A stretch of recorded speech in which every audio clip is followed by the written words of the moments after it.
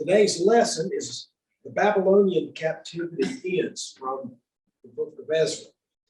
And this is the first Sunday Lent. And I had to look it up.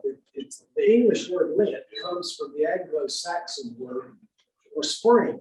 So that's where we get it. And it refers to the period before Easter. And the early Christians believed that the magnitude of the Easter celebration called for a special preparation. And so it started, first of all, 40 days, before Easter. There would be a time of fasting, reflection. And since the Sabbaths were not included in that, in actuality, it's really 46 days prior to Easter.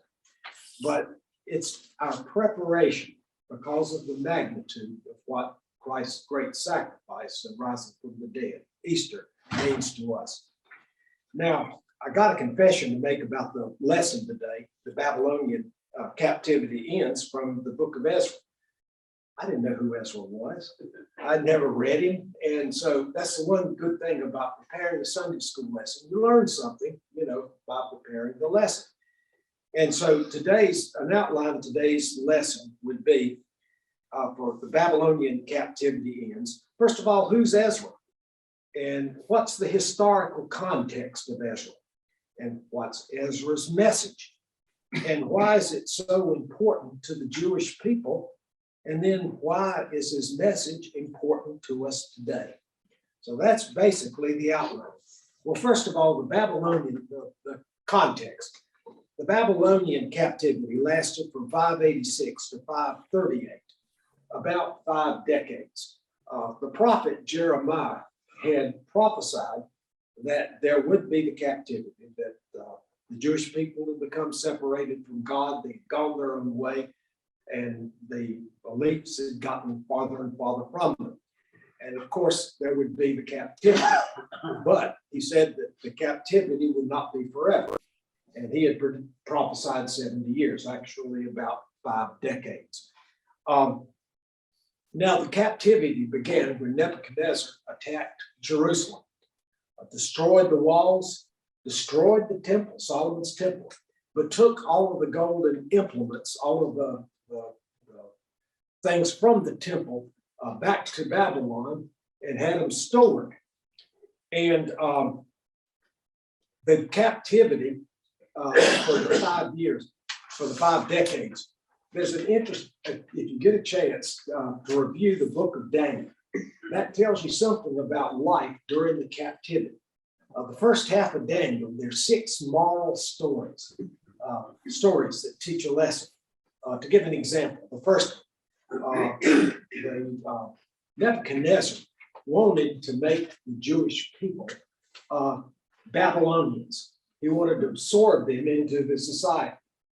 Now, when he took the captivity, when he took the Jewish people, he took them in 2 ways. The first one were the educated classes, the people whose work would be needed to govern the rest. And then the rest of the people were brought. There was a remnant that still stayed in Jerusalem.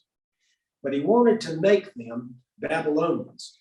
And he tried to feed them the Babylonian diet. And in the first story that Daniel tells, they were not thriving. They didn't want it. And so he got them together and they gave them the vegetables and fruits and everything like that, but not the meats that the Babylonians wanted to serve. Well, Nebuchadnezzar noticed that on the diet that the Jewish people had, they were thriving, but the other ones were not, And so Daniel now was a diplomat, something of a diplomat.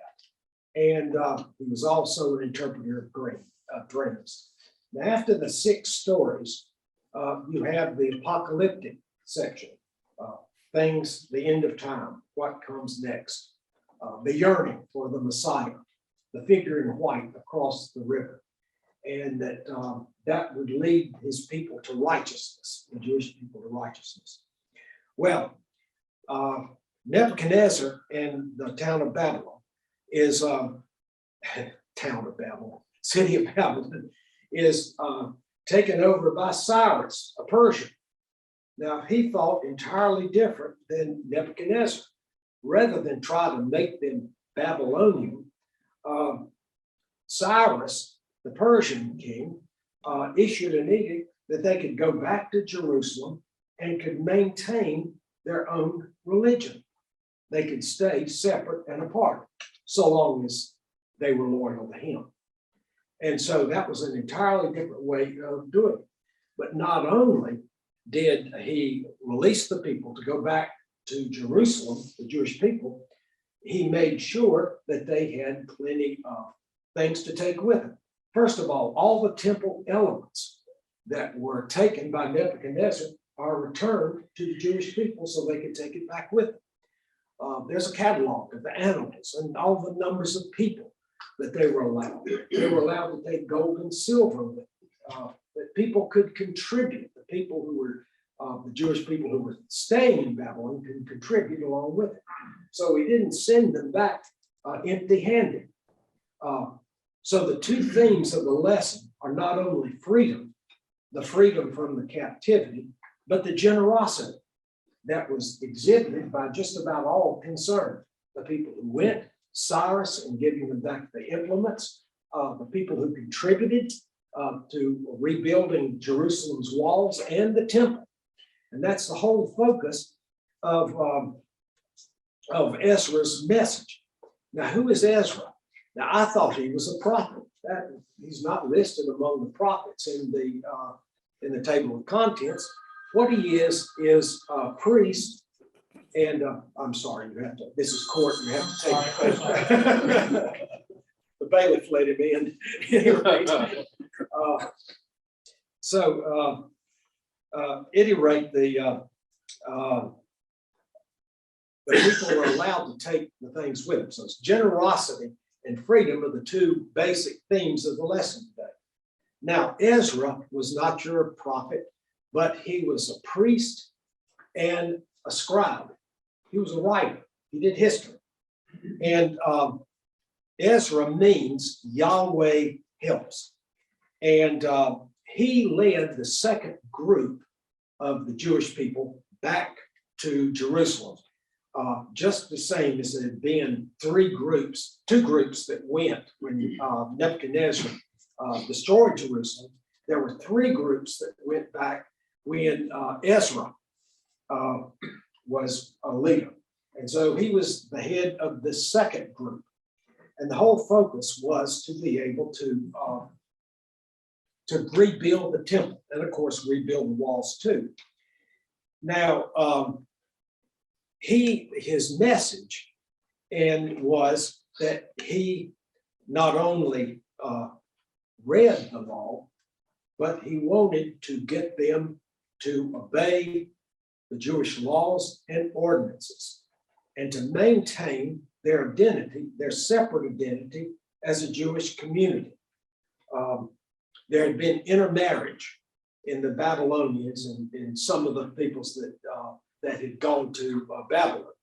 And of course, with the other non-Jewish people, there was a belief in other gods. And so they were losing some had lost their identity as Jewish people. And Ezra is trying to convince them to come back. And so there's the theme not only of freedom and of generosity, but his statement that the steadfast belief in God, that had to be the center of their lives.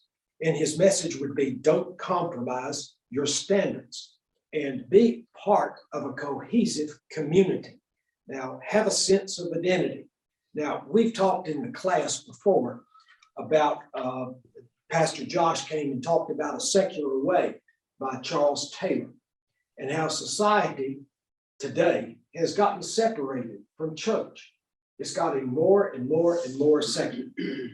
Drugs are unfortunately all pervasive. There's a scattering of beliefs. People not going to church, not believing, just being separate, not believing in anything really, not being apart. And The Secular Way by Charles Taylor emphasizes how really far we've come. Now, if you were brought up in the 1950s like I was, well, the 40s, if you really had to be truthful, it meant something different. Everybody went to church. There was stronger beliefs. Church rolls were full. Now they're getting thinner and thinner. And churches are trying to appeal to younger people, younger members. And so the secular way is that we've gotten separated. We also talked about the writing of T.S. Eliot. Oddly enough, Eliot started out as a St. Louis bank teller and became one of the greatest English poets of the age. He's buried in Poets' Corner in Westminster Cathedral in London. And he gave a series of lectures called Toward a Christian Society. He gave it in 1939. And that is a good statement of what Eliot believed should happen. Back when he gave lectures, and there were 3 of them before Cambridge University, England had become industrialized. There had been a terrible First World War, grinding, a meat grinder, where people had to go over the top and getting mowed down by the millions.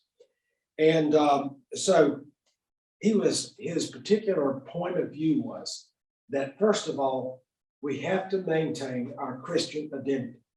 And he felt like the church offered that particular identity, that a church group, and not just particularly one denomination, but that so long as we maintained our strong belief, our strong faith in God, that although the people were all different in the congregation, nevertheless, we would preserve our identity as Christians, as a Christian society, and that we would move toward a Christian society. That would be important.